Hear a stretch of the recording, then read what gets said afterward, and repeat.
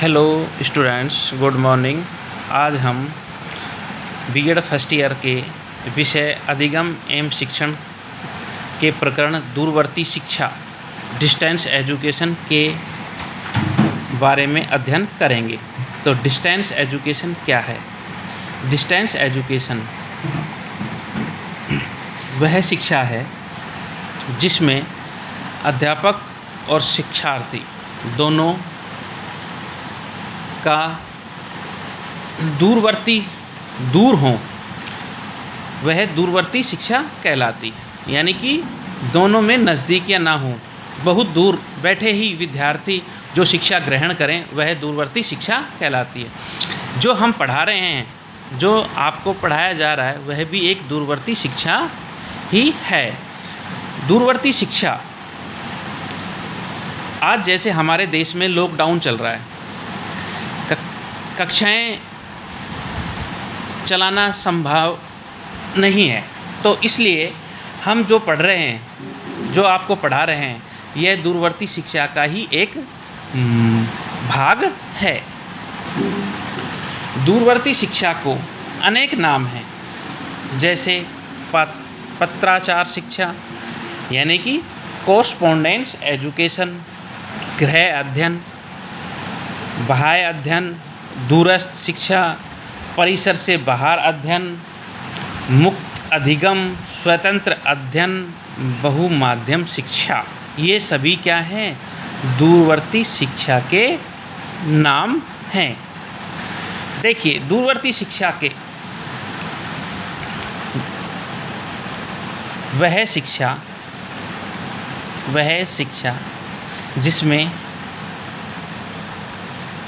जिसमें शिक्षक व शिक्षार्थी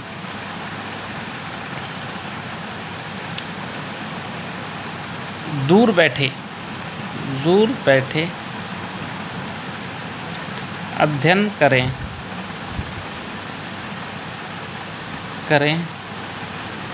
वह दूरवर्ती शिक्षा कहलाती है।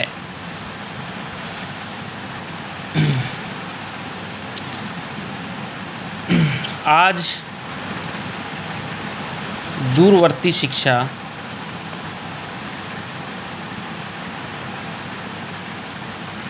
पूरे विश्व में अत्यंत लोकप्रिय होती जा रही है।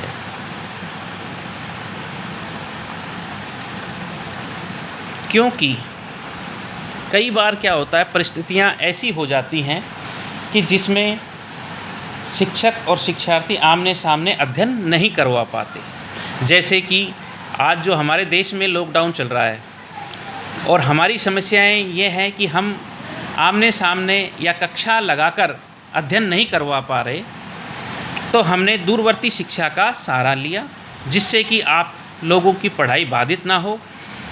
तो यही दूरवर्ती शिक्षा है। तो दूरवर्ती शिक्षा में बहुत फ़ायदे हैं। इसमें जो बच्चे किसी कारणवश से विद्यालय नहीं आ जा पाते और उन्हें शिक्षा ग्रहण करनी है, तो वो दूरवर्ती शिक्षा के माध्यम से अपनी शिक्षा ग्रहण कर सकते हैं। कई बार क्या होता है, समस्याएं बहुत आ जाती हैं बच्चों को, अध्यापक को, कि अध्यापक भी जैसे आज समस्या है कि हम आपके कॉलेज में हम आपको जाकर पढ़ा नहीं पाते, तो हमने घर से ही आपका शिक्षण कार्य सुचारू रूप से चलाने के लिए दूरवर्ती शिक्षा का सहारा लिया। कई बार जो बच्चे गरीब माँ बाप के बच्चे हैं, वो अपना काम धंधा करते हैं, स्कूल टाइम में या कॉलेज समय में वो विद्यालय नहीं जा पाते, तो वो दूरवर्ती शिक्षा के माध्यम से अपनी शिक्षा पूरी कर लेते हैं।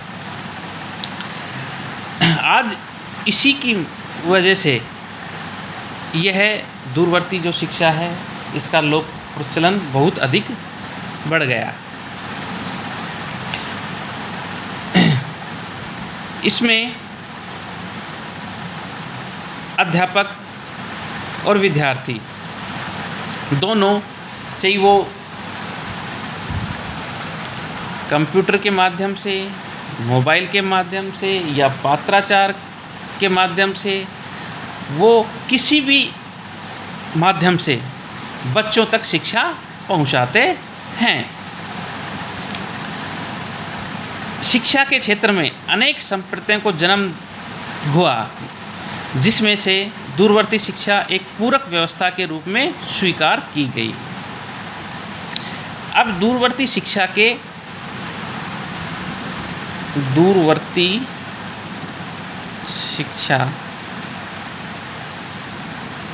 के प्रचलित नाम निम्न हैं, जिनमें पहला है पत्राचार शिक्षा, यानी कि जो शिक्षा पत्रों के माध्यम से हो वो है पत्राचार शिक्षा कहलाती है। दूसरा, इसे गृह अध्ययन भी कि घर पर बैठकर जो शिक्षा करते हैं वह गृह अध्ययन। तीसरा,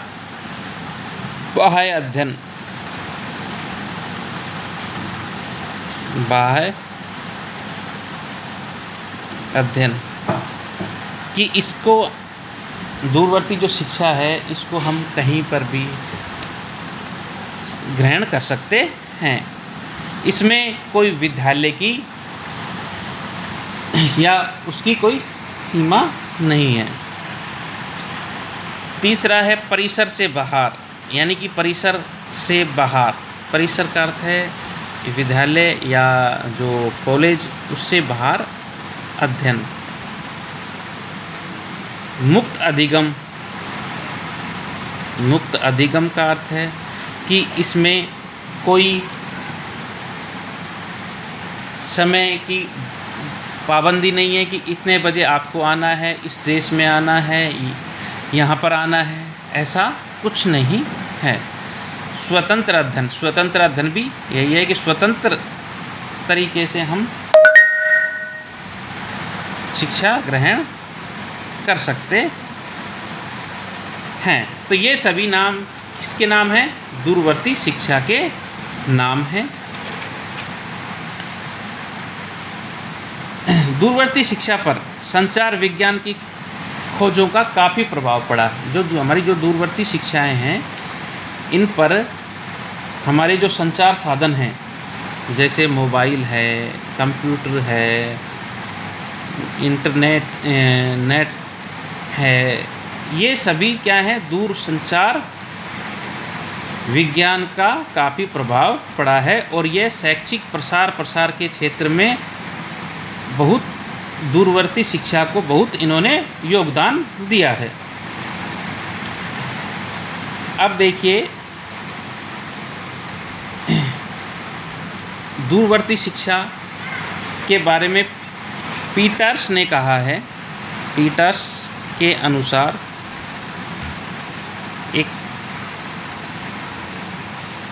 महोदय हुए पीटर्स, जिन्होंने बताया कि 1973 में इन्होंने इस पर परिभाषा दी कि दूरवर्ती शिक्षा ज्ञान, कौशल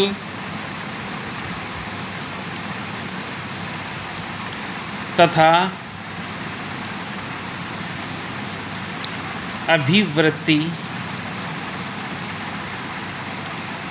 प्रदान करने की एक नवीन तथा उभरती हुई विशिष्ट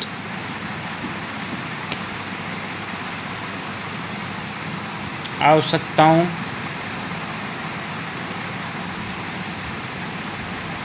की पूर्ति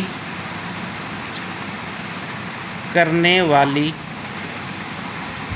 शैक्षिक संरचना है।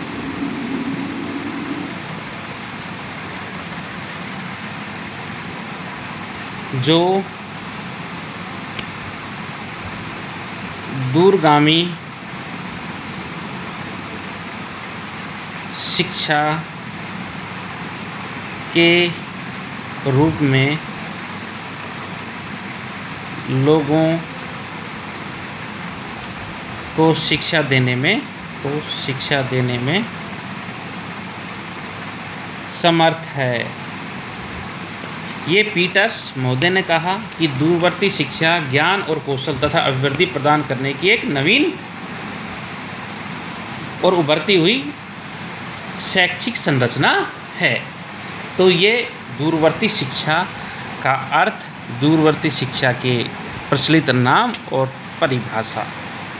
अब नेक्स्ट कक्षा में दूरवर्ती शिक्षा की विशेषताएं अध्ययन करेंगे।